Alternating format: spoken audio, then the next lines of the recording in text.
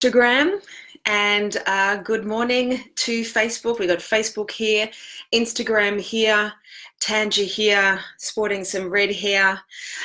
Welcome to Mindset Mastery Monday. It is Monday, the 10th of December.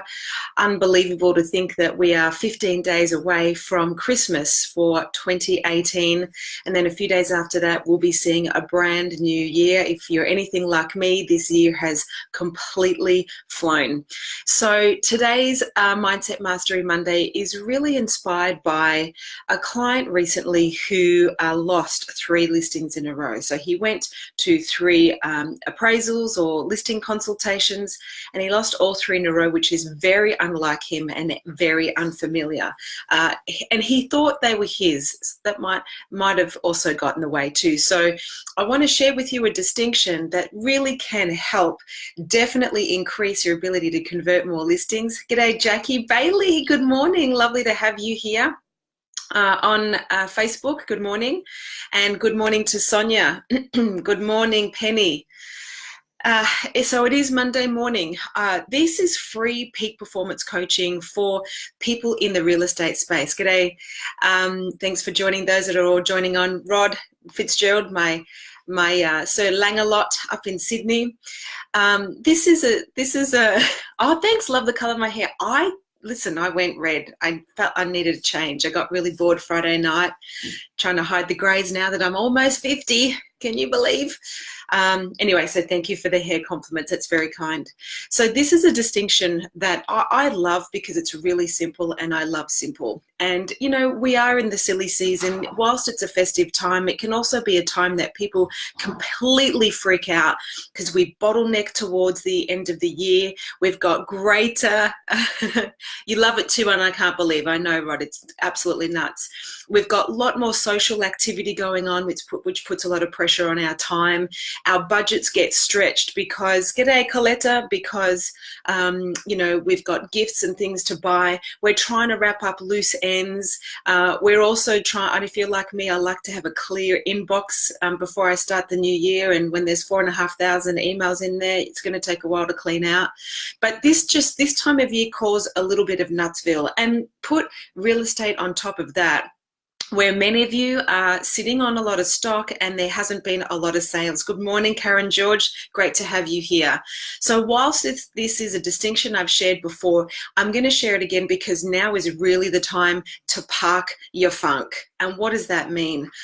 Well, who here has been navigating any elevated levels of stress, anxiety, worry, or fear of late? Just give me a thumbs up or some kind of sign that I know I'm not the only one, and let me know. And as I said, this session was inspired by a client who went for 3 listings in a row. He lost all 3 in a row, which is very, very unlike him. He is navigating some pretty big personal stuff at the moment, and it just inspired me to think there's a lot of other people, yeah, Rod's giving me the thumbs up, that are also going through some high-pressured times. And so I just want to help. I just want to give you some stuff to help you out. So the subconscious mind, which is the part of our mind that by the age of 35 is pretty much full of all of our opinions, judgments, beliefs, and assessments about ourselves, others, and the world. G'day, Brad Spencer. Great to have you here. Thanks, Sonia, for the, yes, the peace sign. I get it. Our subconscious brain by the age of 35, as I said before, it's already full of our beliefs, judgments, opinions, assessments of ourselves, others, and the world. And around 95 to 98% of what we do is governed by those subconscious beliefs, which are formed by the past. So as Einstein used to say, we use as human beings between 5 to 7% of our brain. That is because most of our brain is full of stuff that we already know or we already think based on our experiences. G'day, Stephen Bailey. Oh, I've got the double Bailey action here this morning. Now, that is pretty limited thinking, and they say the mind is like a parachute. It really does work best when it's open. So if you're watching this and you are currently navigating higher levels of stress, anxiety, fear, worrying, concern, you're trying to balance these things called personal and professional life, and you know you're not really getting the best out of you and the best results, then I want to share this distinction called park your funk. Now, in our subconscious mind, consider, has three major files that it's always trying to get empty. The mind just doesn't like tension. It wants everything resolved. You know, it's like the T's crossed and the I's dotted. So your subconscious mind is always trying to resolve tension. And there's three big manila folders. Now, the first folder holds your thoughts. So your mind is like, what am I thinking? And it's just dealing with all of these thoughts all the time. The second manila folder are your feelings. It's trying to sort out your feelings. It's trying to take care of your emotional landscape. And the third manila folder is your body. Your subconscious mind is busy in the background trying to resolve any old sporting injuries, healing issues, physical ailments and troubles or wounds. So there's a lot of noise going on back here. What am I thinking? Trying to resolve it. How do I feel? Trying to resolve it. And how's my body? Now, especially if you're a leader or if you're in sales and real estate, one of the things that's, if those files are busy and the files are being moved around and trying to be sorted, you're not really going to be present when you show up to be with people. G'day, Adri. Who we got here? Oh, Claire McDonald. Hello, Claire. And Michael. Hey, Michael, lovely to have you here too. This is going to be a good one for you, Michael. This is a great distinction called Park Your Funk. I also just want to take this opportunity. I've had about 15 new clients, one-on-one clients, join me over the last 3 weeks. So we've been onboarding some beautiful souls out there that are really committed to being great conscious contributors in real estate, and B, these are people that are really up to stuff. And so if you're watching this and life has thrown you some stuff on your plate that you didn't necessarily order, but you're dealing with it anyway, then I salute you, I acknowledge you, and I am here for you, whether it's one-on-one coaching or whether it's through these Mindset Mastery Monday sessions, because it can be a tough time out there when you also don't have a lot of support and you're thrown in the deep end to do things that you've never done before. G'day, Nathan. So, Park Your Funk, 3 folders. What's going on mentally, physically, mentally, emotionally, and physically. Now, when you're trying to lead a business, when you're trying to help your team, when you're trying to land a new listing, the ultimate thing that you want to be, in my humble opinion, is present. When we are present, people feel us. We increase our ability to connect, which increases our ability to build rapport. And listen, real estate is all about sales, people by people, not products.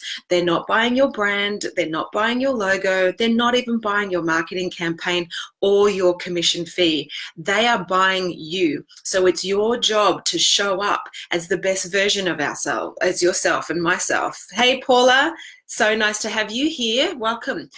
Now, how do you show up and be of the greatest service, especially when you're dealing with maybe being a single parent and raising kids on your own, maybe going through a divorce, maybe you've just lost a parent and you're running the business yourself, maybe you haven't had any sales for a while and you have zero cash flow and you don't know how you're going to pay the lease. So here is a tip for you. It is called Morning Love, Park Your Funk. I love this. It's so simple. So before you start your day, before you drive or as you drive to your listing consultation, before you lead your sales meeting, good morning, Catherine, I invite you to do this practice. Park Your Funk really is like playing hide and seek with your subconscious mind. It'll help distinguish what's going on in the background that's going to really distract you for that moment, that conversation, that task, that project, or the day. It will help quieten the mind. It will help reduce the emotion. It helps you get access to innovation. It helps you effectively problem solve. It is a really simple and a deeply effective tool. Morning, Maria Findakakis, Karimera. So you guys are familiar with Park the Funk, but it's a good refresher. As you are about to make that call, do that listing consultation, lead your team meeting, go home to your kids, do these 6 steps. This is an extended version of Park the Funk. So for those of you that only know the first 3 steps, here is the extended version. And before I share Park the Funk, I want to just share another distinction. Guess what? The people that you're serving, whether you're a principal like Maria or a director and that's your team and your people, or if it's the clients that you're serving or your kids when you get home, I want you to remember they're human beings just like you. They have challenges going on just like you. And too often I see, particularly real estate agents, you're in the world of real estate. So, maybe 5 days a week you're out there doing listing consultations. You kind of go back to back with appointments. But please remember, you are walking into the homes of people that may have funk just like you. Maybe their parents or parent is passing away. Maybe their kid is sick. Maybe they're going through a divorce. Maybe they're struggling with debt and they need to sell the house to clear up some bills and free themselves up. So please, please, please never forget, you're walking into people's temples. You're walking into people's sacred space. You're walking into people's homes. You don't just want to be talking about, your marketing campaign and your commission. Hey Lou, morning. Good morning, Tara. You want to remember you're a human just like them. They're navigating crazy stuff just like you. And when you show up present, when you show up of service, when you show up in love, that's when they'll feel you, and then the rest will fall into place. So how do you do that? How do you do that if you're a leader? How do you do that if you're an agent? How do you do that if you're a BDM in property management? The first thing is you want to just say to yourself, whether it's driving the car to the appointment, sitting at your desk, brushing your teeth, you ask yourself, what am I thinking? Number 1, what am I thinking? Actually, Catherine, you're great at this. If you're still there, my love, can you just type number 1, what are we thinking? ? So we can have the process here. If you feel like it, that would be really helpful. What are you thinking? What am I thinking? And as you ask this question, you just want to unpack everything you're thinking. Like if it was me, I'm thinking I've got quite a bit to do today. I did want to catch up on some admin stuff because my EA is away. So as Tom Panos would say, I am the EA, I am the PA at the moment. And I had the weekend off. I've been working 17 hours a day for the last 3 months. I had a weekend off. So I'm a little bit behind where I wanted to be today. So I'm thinking I'm a little concerned about I wanted to be ahead. I'm thinking there is a load of washing still in the machine that I have to do. I'm thinking I'm just thinking I wanted to do the order of Christmas gifts for You just unpack all the thinking. Oh, Catherine, you're a legend. Thank you. Good morning, Bridget. Just unpack everything you're thinking, everything that's on your mind. You just park it. You just get it out off your chest, off your mind until you feel done. Now, this may take a while for some. Number 2, the second step, the second folder. Then you want to tune in on how do you feel? Do you feel anxious? Do you feel excited? Do you feel inspired? Do you feel tired? Do you feel worried? Do you feel concerned? Do you feel distracted? Do you feel stressed? How do I feel this morning? I feel grateful right now because you guys are here. Yes, park your funk. And I also feel I have a little anxiety, not major anxiety, but a concern about I wanted to be ahead of the game today. So I've got some catch up to play first thing in the morning. So I can just feel, I got a bit of tension. So the second question is, how do I feel? And this is where you do need to be deeply real, raw, and vulnerable, because it is playing hide and seek with your subconscious mind. And every single time you answer one of those questions, you're closing a file, making space so you can show up in the day really present, purposeful, and powerful for yourself and those that you're connecting with and hopefully serving. The third folder, the third question you want to ask yourself in this process of parking your funk is, how's my body? And what you're looking for here is you want to acknowledge any physical pain, tension, soreness, tightness. So for me, my daughter Amber and I were tourists in our own city of Melbourne yesterday. We dressed up a little, so we both had heels on. And so I have blisters under my feet from walking in the city with heels. I know, silly, but we felt fabulous. So they are sore, and I'm standing on them bare feet at the moment doing the journalist thing. Everything up here looks pretty good, but down there, it's just very cash. So how else do I feel? I'm thirsty and a little hungry. Haven't eaten anything today. That's pretty much it. Oh, a bit of tension in here. So you don't want to rush this. You want to take your time and acknowledge how you're feeling. Now, as you go through this process, you will start to feel and see your body slowly and gently letting go, making space and finding grace within your being. And when you do that, you're more present, which is the purpose. Now, let's do the extended mix of Park Your Funk. They're the first 3 steps. What am I thinking? Blurt it out. How do I feel? Be real, raw, and vulnerable. Leave nothing unsaid. How's my body? Acknowledge it. First layer of letting go. Once we've let go and quietened our subconscious mind, we really want to set some intention so we can start to be very purposeful and powerful in the process of our day or something that you're dealing with. Oh, who else we've got? Andrew and Maria. Great to have you here. Number 3, Catherine, you're a legend capturing all of this. Once we've parked our funk, then we want to set our intention, as I said. So the next thing we want to do is, and this may sound a little spiritual, and I guess you could say it is, because it's you talking to your conscious mind and your subconscious mind. It's you directing the power of your thoughts so your mind can start focusing on exactly where it wants to be for this day and the results that it wants to produce. So you've parked your funk. The 4th step, Catherine, if you wouldn't mind capturing this, is saying to yourself or out loud, I choose to receive. Now, what does that mean? What this really means when you're telling your subconscious mind is, I choose to receive intuitive insights that will really help guide me today. When I talk about intuition, I'm talking about that little voice in your gut. Who knows the voice I'm talking about? Give me a thumbs up or a sign so I know that you know what I'm talking about. Have you ever had a thought or had a hunch and you haven't honored it? Your intuition was talking to you. Yes, Kim, beautiful. That is your inner tuit, your inner teacher, your inner guide. It is the voice that knows what is of the greatest service for you. And when we don't listen to it, we learn something. So when you've parked your funk and you step into the 4th step, which is choose to receive, you're telling your subconscious and your higher conscious self, yes, well done. I choose to receive that which is the highest information. I choose to go beyond what I already know. I choose to open myself to intuitive insight so I can really be of service, and people can be like, how do you know that? That's when people start to really feel you. So the 4th step is saying, I choose to receive. The 5th step, Catherine, if you can capture this, my love, thank you. Mwah, give it up for Catherine, is I've made a mistake. The 4th step is, so Catherine, we're going to need to fix this. The 4th step is, I choose to let go. I choose to let go of the need to know and the need to get it right. A lot of the times while we aren't so innovative or intuitive in our thought process or our decision making or our ability to come up with great ideas, is because we're dealing with the stuff we already know. But when you choose to let go, you're telling your ego, I choose to let go of what I know.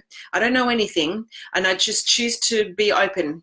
So I choose to let go of the need to know the outcome and the need to get it right. Our egos are addicted to getting it right and having to know the outcome. Give me a thumbs up if you know what I'm talking about here. And I'm sorry to mess you up, Catherine.